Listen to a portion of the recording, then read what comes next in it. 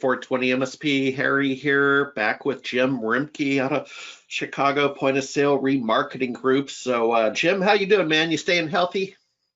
Yeah, we're doing good so far as a company. Everything's going well, and staying healthy and keeping moving here. So Yep, yep. I saw something on LinkedIn or Facebook or something about what was it?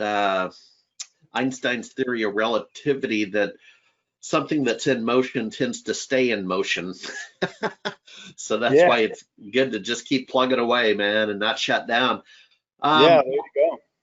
Jim, we're back with you this month to talk about updates in the state of Illinois in the regulatory and compliance point of view. You said there's, maybe the other phrase is the only constant is change. Yes, yes, that's right. It's been an interesting, series of developments. As you know, back in late April, right ahead of the May 1st scheduled announcement date for the license winners, they said due to the complications with the pandemic and processing of applications, they indefinitely suspended the announcement. And so the most recent update has come as of June 5th. And basically what they're saying now is they're going to potentially award the outright winners, meaning the people who had the highest scores on their applications, the groups that submitted those applications. They could potentially announce those winners as early as mid-July. They still didn't give a date. And then the remaining applicants would go into a tiebreaker process, which has been stated is on the Illinois Department of Financial and Professional Regulation website, but I haven't found it yet. I will forward you what information I do have to add color and detail to this for anyone who cares to look at it, though.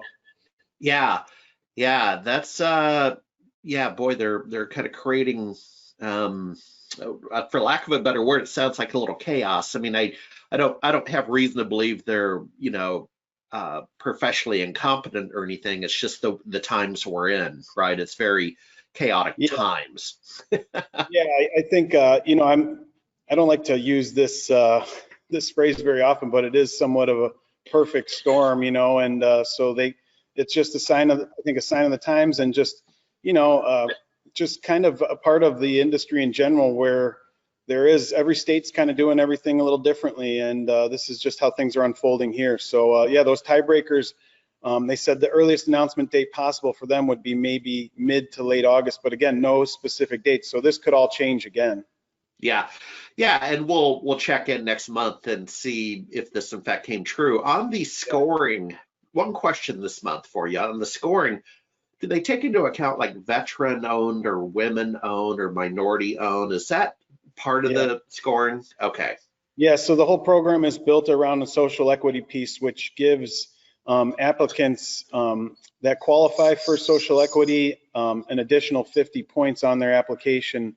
I think the total is out of 250 points. So, and those are the ways you qualify for that would be being a veteran, being an expunged criminal, being a minority or a woman that has a part ownership, and then also if you have, I believe it's 50% or more of your employees come from disproportionate areas. So, areas or cities affected by the war on drugs, so to speak. So that's a big component of this whole piece, and that's very much in the spotlight as well as we move forward here. Yeah, that's interesting that one of your points in passing about being an expunged criminal. I saw this conversation last March, so March a year ago, 15 months ago, at RAD Expo, Retail and Dispensary Expo in Portland, Oregon. And it was interesting in that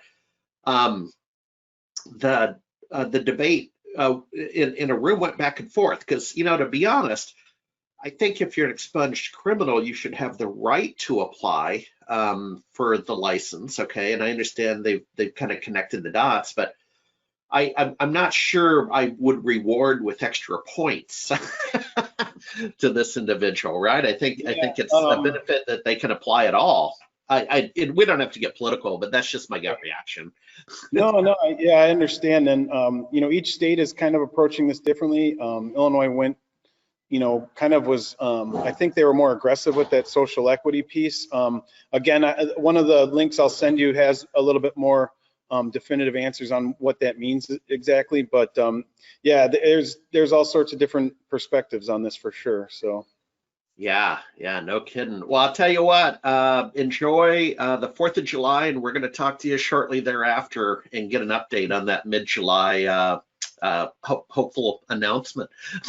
Yeah, and another thing to keep in mind is they're actually saying by right now that they expect to delay the announcement, which is scheduled for July 1st for craft grows, infusers, and transporters. So they're expecting there's going to be some news around that as well. They're anticipating a delay there as well. So I could have more updates, sometime after the 4th of July for you. So.